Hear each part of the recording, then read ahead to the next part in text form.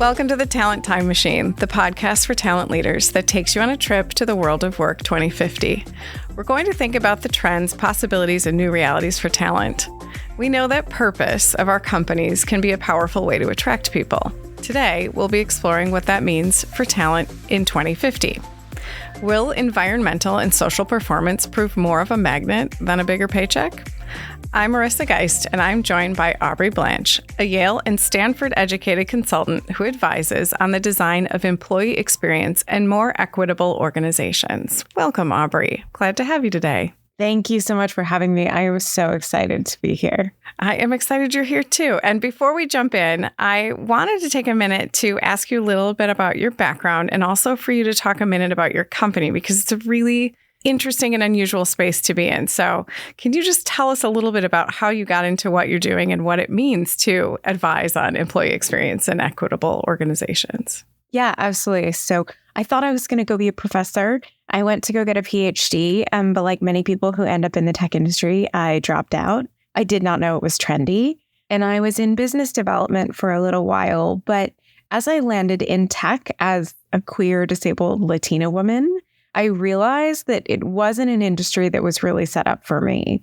So that was kind of where I took the swerve into what I would call purpose-driven work. So I've been working in the field of equity and inclusion for a decade at this point, and it really has encompassed a lot of different focuses. So I have kind of two roles now. I'm the VP of Equitable Operations at employee experience platform CultureAmp.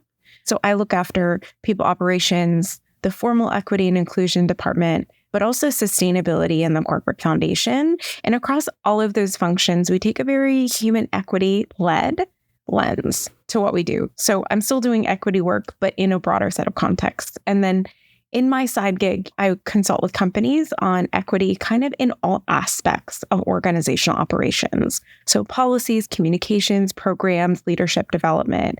And so equity and that bit about fairness and treating people well is the through line of everything I do, because I believe that it really needs to happen in all contexts. And that is really fascinating work. So many of us have jobs that didn't exist even when we graduated from college, in whatever year that was. We don't need to name years on here, as I am increasingly the oldest person in every room I'm in. But in terms of that journey and what you saw at the start of your career in the discussion and what is talked about now, how has that changed? What's come in and out of the discussion? I think it's really interesting that we've seen a lot of different waves of this work. So when I came into it, it was not quite as trendy. And then in about 2014, 2015, it became the thing that you should be seen doing. And so we had a lot of fakers in the mix, not necessarily the activists doing the work, but the leaders who were giving them budgets and then took those budgets away 18 months later. Sure. And so I think we're in a moment right now where we're seeing a real bifurcation. So CultureAmp just put out a research report this month that showed that, for example, there's a drop in the use of external consultants. There's a drop in dedicated DEI roles in companies. But what we're actually seeing is, well, some companies are divesting or moving away because of polarization and silly political pressure. The companies that are investing this are actually doubling down. And so I, in some ways, think this is a good thing. That what we're seeing is the authentic action is really happening, and the companies who didn't care are starting to show their actual hand. I think that sets us up for a much better future, because it's going to be a market where talent is more determinative. And so if you can see how a company actually is, that means talent is going to be able to be more discerning about where they take their talents. It is good, because then all the polluters of the large social experiment we're in, if you were only half in and you were giving it lip service, you'll be washed out. But it's a long game. And that's one of the reasons we wanted you on this podcast, is we really try to look ahead, if you can't even imagine, in 2050. I think one of the things that I'm so excited to talk to you about is the view of purpose and meaning and what that looks like. What is that expectation from an employer in 2050? Because it's a new thing that we're asking of our employers in the last 10 years to say, what do you stand for? What's your purpose? Why do you exist? How will that evolve in 2050? Are we asking organizations to carry that banner? Is it something outside the organization? What do you think that looks like in 2050? That's such a good question. And I think it's a really pointed one in today's era that I think the thinking will evolve over time. My belief is that businesses in general should stay in their lane. And that can still be a very expansive definition. But I don't think every company should be commenting or taking a stand on every single issue, because I think they sometimes do not add value to the conversation or do not add weight to something that's really important. So I think it's really important for companies in particular to be clear about what their guardrails are and really make statements aligned to their values and the unique contribution that they can make. That said, I think it's very different to think about what a corporate position is compared to the positions of leaders and employees within that organization. So I do think there is an increasing expectation that senior leaders with a lot of power do take moral and principled stances at those purpose and mission-led companies. I think that means that we actually need to give a lot more support to those leaders who are elevated to those positions, mostly because they could drive revenue or run operations, not because they were seen as social leaders. And so I think that infrastructure needs to be built. The last piece is I think that assuming that employees aren't engaging in advancing hatred in some way, which I know that some activism can fall into, I believe that organizations have a moral obligation to empower employees to speak up on issues. That doesn't mean that they're going to get their company to take a position on everything, but I do think it's important to protect employees, especially those that are engaging in activism on difficult issues in ways that are principled and full of compassion, that they receive support or at least aren't punished for it. And I wouldn't say that's the status quo now. I think that's really interesting. That is the exception right now. And I think about 20 years, 30 years from now, is that the norm where people are used to navigating social and work-life balance? It just doesn't exist. There are no walls because everything is ultimately transparent. Or where do you think this could go? I think as we move into this more mission purpose-based world of work, we as organizations actually need to think of activism and advocacy as a learnable skill. And in the same way we're investing in AI literacy and prompt engineering or P&L management, we need to think about building the specific emotional and tactical skills that employees need to advocate effectively and in ways that don't harm the people around them, right? So I think that's really, really important to understand, is that we do have a responsibility to employees to support them in that advocacy. I mean, it's interesting you phrase it that way because it's arguably something that people that have succeeded in past have learned how to do without naming it as a skill that is teachable. People that know how to advocate in a way that doesn't alienate others, that garners followership. That's nothing new, but I guess the newness is assuming that's a teachable skill versus just sort of a personality characteristic. But if you can take a minute to talk a little bit more about what does that look like in terms of teaching that, in terms of how would you even go about arming an organization with the ability to do that? Where do you start? So I think it comes down to the underlying philosophy. And what I mean is I talk about this idea of shareholder versus stakeholder capitalism. So shareholder capitalism, basically, we're not actually talking a long period of time that this idea has taken over as the dominant theory of what the purpose of businesses is. The contrast to that is this idea of stakeholder theory or stakeholder capitalism, where we think not just about the folks who own the company, but also everyone impacted by the business. And so I think that we can move to that model.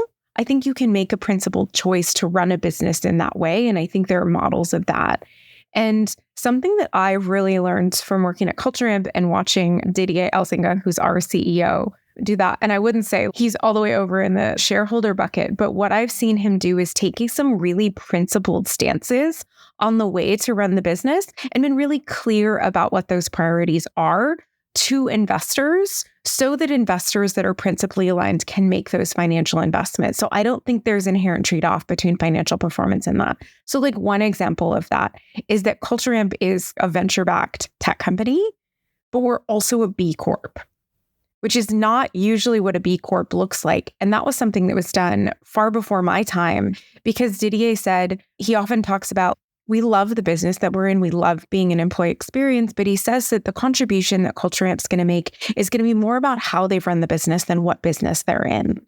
And so I've seen time and again him be really clear about the priorities and the way they're running the business such that the right people can opt in. So I think it's that philosophy that the world can be different and here are the choices I can make to align to the world, But then you also need a leader who's willing to go out and say the thing that their peers might not be saying, and making choices in a principled way that, again, brings other people along with you, because your people will find you, and there are enough people out there to start changing the world with you. You just need to tell them where you are. So I want to pick up on that your people are out there and they will find you, and there's enough people. That's true. There are enough fish in the sea, as it were.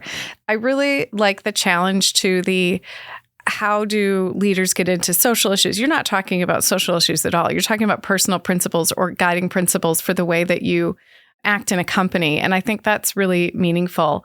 We talk about the leadership will be judged on the kind of worst behavior that they tolerate type thing. That idea sits with me really heavily. And so one of the things that I espouse in the company, and I hope that my team would say that I hold up, is that we make decisions when we need to make decisions, because nothing's more frustrating than kicking a can down the road when you just don't want to make the decision, but you should face into the decision. That's not a social justice. It's not an inclusive thing, but it is a telling you about the way that you'll have to work if you want to work here. And being clear about that actually attracts a culture and attracts a type of person that really wants that type of working. So that's nice. And it helps me illustrate when you say stay in the lane. That's a good way to stay in the lane. You can espouse values about how you'd like people to treat each other in the room, how you'd like people to treat each other at work that just make the business run. And oh, by the way, could be making the world a better place too. Totally. And I think something that might resonate with you, just like getting the vibe, and I'm really curious for your thoughts on, is one of the ideas that Angela Davis, Miriam Makamba, like these different abolitionists have talked about, is that the most effective way that we can each combat oppression, which tends to be a lot of the issues I work with, is we each pull on the thread of the fabric that's closest to us. And so when I say stay in your lane, I'm not suggesting that you stay out of social issues. I'm suggesting you do a thoughtful analysis of your particular privileges, oppressions, and the power that you have access to, and using that in the unique way only you can to create change. And so I'm curious for you, personal question.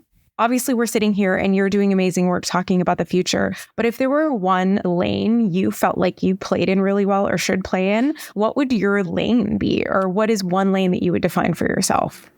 I think the lane that I play in and try to advocate for is boundaries of mental health at work, sort of mental health and physical health at work. And this is something that I try to make a comfortable space to talk about. So really making it comfortable to say, I'm on vacation with my family. I can't talk. I need a flexible work arrangement because something is happening in my life. And I'll give you an example of why this is near and dear to my heart. When I started working, I had my first son very early, so early in my career. And he's an amazing 21-year-old now. But when I started, it was in the days of dropping your kid off at daycare at like 6:45 in the morning and then going to get them at 5 p.m. at night. And thankfully, we're out. I'm hoping that that tide is ebbing as far as that as a reality for working mothers, because it was heartbreaking. But I had a boss that said, if you ever have to leave work for something child-related, don't mention it, that it's your child. You can say, I have another appointment or whatever, but you don't want anyone to think that you're prioritizing family over work. And that was like really hurtful when I heard that, because I'm like, my son is like a huge part of my life. But that was the reality of the work environment I was in. You had to pretend like you didn't have a family. You didn't have anything else happening. So being able to talk about and have a family, have emotions, have a life outside of work, and also be okay to say, these are the boundaries of when I am going to work. It's a small thing, but not emailing at night or on the weekend. Or if you do, don't engage a whole bunch of people to make sure that that's what they think that they need to be doing too. So it is saying that you can be a great working mother, but it doesn't happen by accident. And you have to have a community that wants to engage in that type of discussion. So that's probably the one that I've advocated for, is being a realistic working mother. And now, of course, as I've been plummeted into menopause, that's going to be near and dear, close to, not near dear. It is unfortunately like woven into the fabric of my being at this moment. And so I've been advocating about, I have so much respect for how many women had to work in soaking wet, sweaty suits all day long and nobody could talk about it. Normalizing talking about the fact that your body is basically being hijacked for any number of years. I am early in the journey on it. And I say that almost 3 years into it, unbelievably. Still, I will keep talking about it until no one shies away from talking about it when they're around me, because they know I'm probably going to tell them I'm having a hot flash, or ask them who in your life is probably going on this journey and how are you getting ready to support them in this journey. So those are my threads that are near and dear to my heart, I would say. Oh my God, I love those lanes. So Aubrey, as you talk about the shareholder value kind of going bust, when we talk about a stakeholder value and employees sharing in the benefit, sharing in good press is one thing, but do you think that employees will want to share in the cash that they're creating as a better company and a better culture? Yeah, so I think it really dovetails with this idea of having a differentiated reward model and giving people in the same roles equal value, but constructing that value differently. So I think if we talk about this idea of like stakeholder organizational theory, that we could also say there are people who want to be owners in the company and they want to take on a bigger piece of ownership of that, and they might trade that for short-term cash. And so I think we see this in tech. It's pretty normal to be part owners. In some ways, I don't see that as like a 2050 visionary thing, that employees could be shareholders as well as stakeholders in the running of an organization. And so I think that the structures operationally already exist to achieve that. The question is, do you as an organization decide to make everyone an owner? And what does that mean in terms of purpose, ownership, the way jobs are constructed, the way people relate to their jobs? Or do you say, here is a menu of all of the value that you can get out of contributing your talent and labor to this organization? You pick from the menu and construct, like, here's your total value, here's your menu. You pick the pieces that matter to you, one of which could be ownership in the company, whether that's stock or, percentage ownership, depending on the structure. Some employees, it might actually be just give me a paycheck and let me go home. But there are other employees who are going to demand something different in terms of what remuneration means to them. And so it goes back to this idea of like, how do we get more flexible and have a broader set of offerings to meet the very divergent needs and preferences of the changing workforce? What you're saying then, just to play it back, is an offering, or I want the purpose alignment, has often been conflated with a social activism or a social belief. When you're saying my purpose might be I'm here to make some money and that's it. And so I want a job that gives me the most amount of money and lets me get out, versus somebody else who might be saying what you have to offer me has to give me some sense of community, or I'm not interested in this. And maybe it has more flexibility, but that combination is what they'll demand. So fair to say what we'll be looking for in 2050 are companies that have a very specific, very well-defined, what is the set of offerings and how does that relate to what employees' purpose of being at that job is. Is that fair to say? Absolutely. And I can even imagine a world where, and this is me kind of like speculating, but I think it would be cool, is you have one employee who feels that their purpose in life is to spend as much time with their family as possible. And so for them, having flexibility and being paid well in cash is important, because that allows them to invest their time and resources in the thing that gives them purpose. Now, there might be someone who is sitting right next to them doing the same job, collaborating with them on processing payroll. And for them, social issues are the thing that gives them purpose in doing that. And so maybe as a part of their compensation package, 10% of the total value of their remuneration is dedicated to nonprofits or other causes that meaningfully impact the kinds of issues that they're most passionate about. And so a company from a balance sheet perspective says it's the same dollars going out the door, but I'm giving more employee choice to that. And sure, is that operationally more complex? Is it a more complex question to think about what equity looks like in that context? I think that is in some ways a wild idea, but I also think that it's not one of those things that's out of the realm of possibility before 2050. That is really interesting. A lot of the things that you've touched on in terms of the world of 2050 have roots in the best practices that are bright spots today that exist in the world. So that is really the culmination of every type of reward, total incentive, and saying you actually can choose to donate to a charity, or maybe I want a month off every year. And so my menu of what this looks like is every single compensation value generation lever in a total rewards package that is not for the faint of heart to undertake architecting that at a company. So, I mean, I think someone could vision it.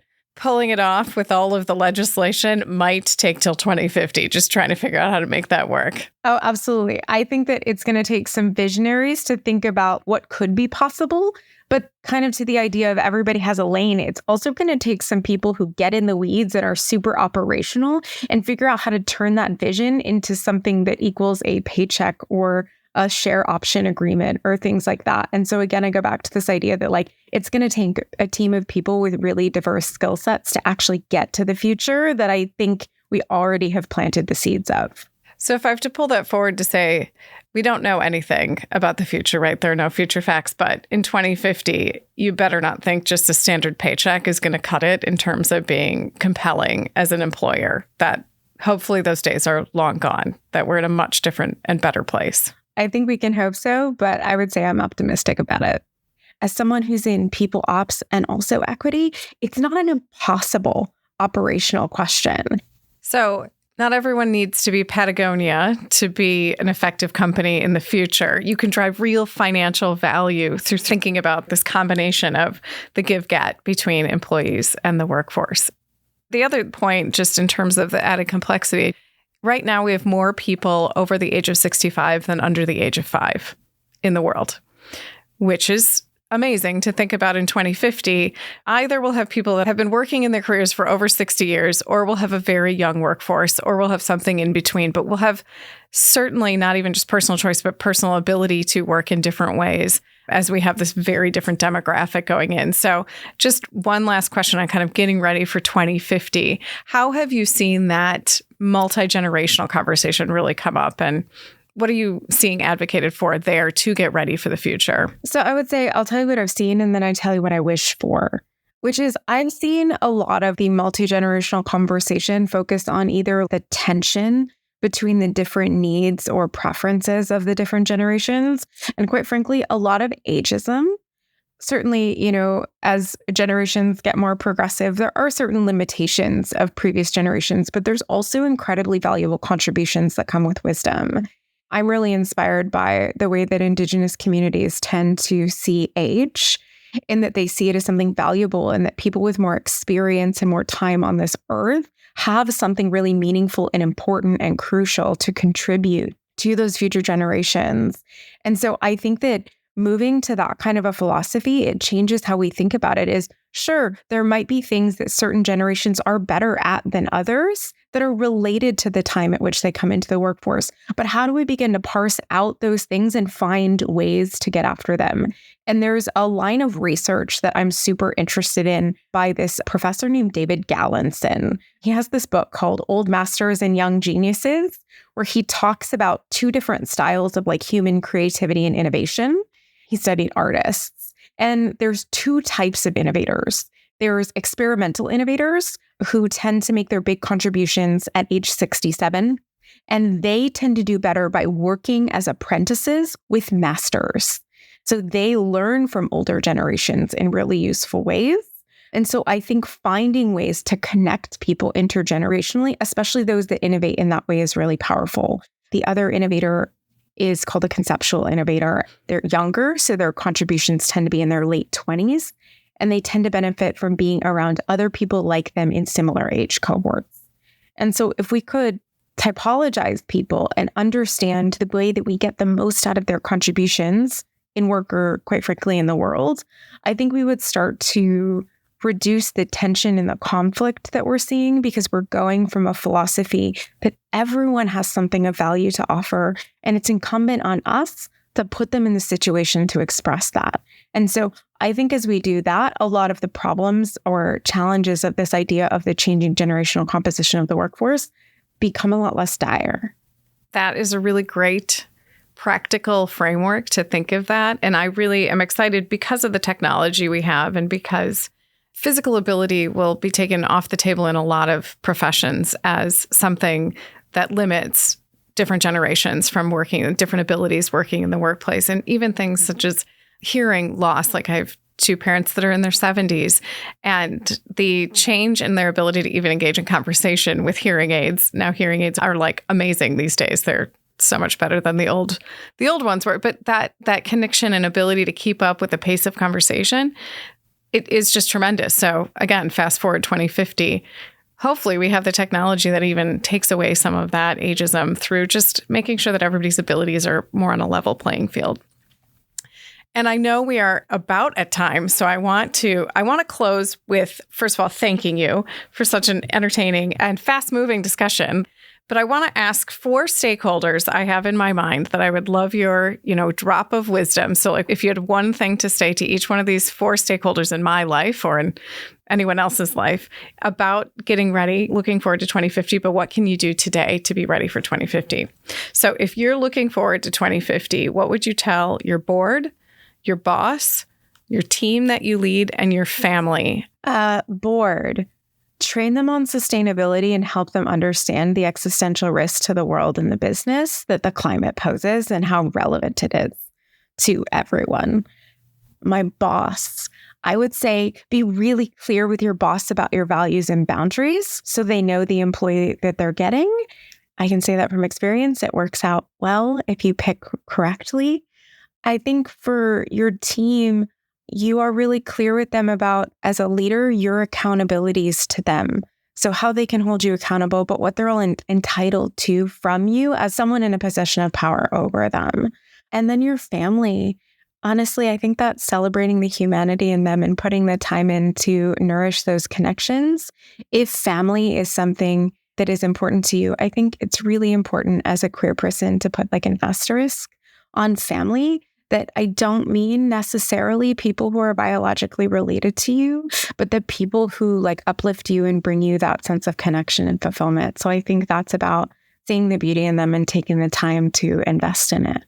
Well, thank you. Those are very applicable, short sound bites that I can take back. And I should have edited to say, selfishly for my own children, if I have 4 boys that are going into the workforce in the next 10 years, one of them's already in it.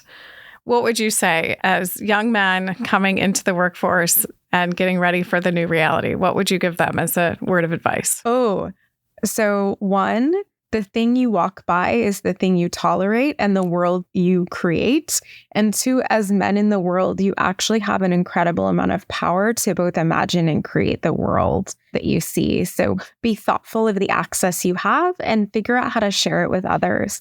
I think that thread has pulled through as far as your own thread close to you, the connectivity between what you can control and how you bring your own experience and power to bear in a way that is good or bad. My mother used to tell me that friends and people that surround you are like elevator buttons. They either bring you up or bring you down, but nobody keeps you on the same floor.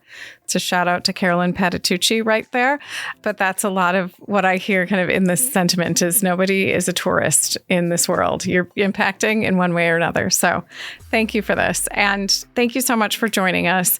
Lots of really good and thoughtful things to think about how the world will evolve as we move into 2050. And join me next time on the Trip to Work 2050 in the Talent Time Machine. To catch the next episode or hear from my previous guests, be sure to follow us on your favorite podcast platform. This episode was edited and produced by Dusty Weiss at PodCamp Media, with the support of Sarah Smellick, John McCarran, and Laura Pikett of Heavenly, and the team at Cielo of Sally Hunter, Anne-Marie Andrews, and Susie Shuppel-Paul. For Cielo, thanks for listening. I'm Marissa Geist.